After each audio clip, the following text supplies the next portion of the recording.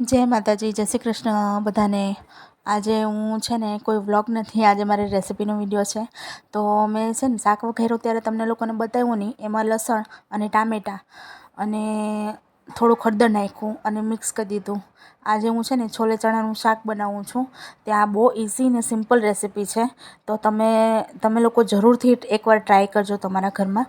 તો બહુ જ ટેસ્ટી અને એકદમ ઇઝી રીતે બની જાય અને બહુ કાંઈ તામઝામની તમારે જરૂર નહીં પડે, બહુ મસાલાની જરૂર નહીં પડે।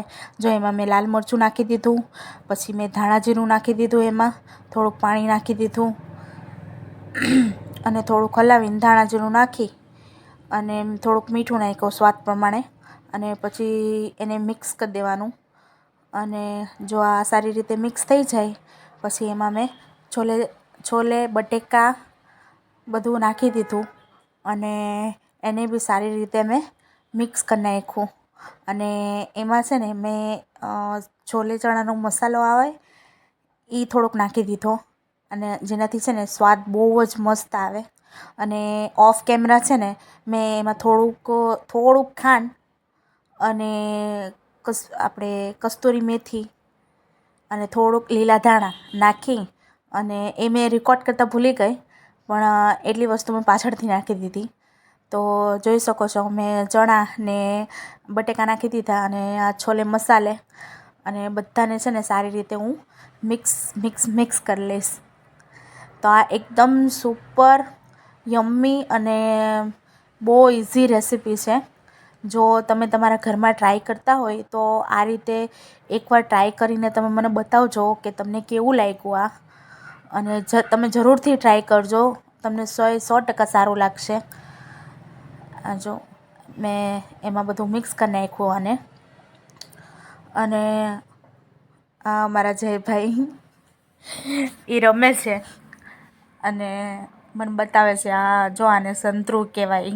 આ હું મમ્મી ખાઈ જાઉં તો મેં કીધું ખાઈ જા તું। આ જો એ શું કરે છે,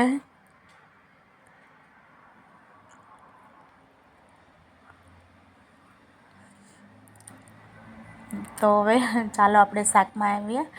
શાકને આપણે સારી રીતે સોતરી નાખીએ અને પછી એમાં તમે જરૂરિયાત મુજબ પાણી નાખી દેજો।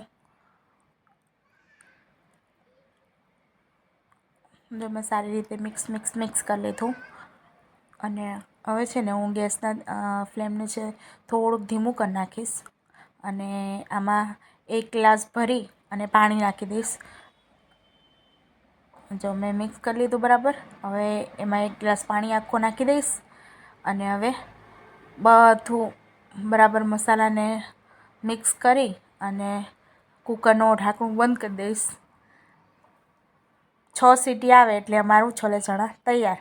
આ તમે જોઈ શકો છો મારા છોલે ચણા તૈયાર થઈ ગયા છે અને એટલા મસ્ત બન્યા હતા ને સ્વાદમાં।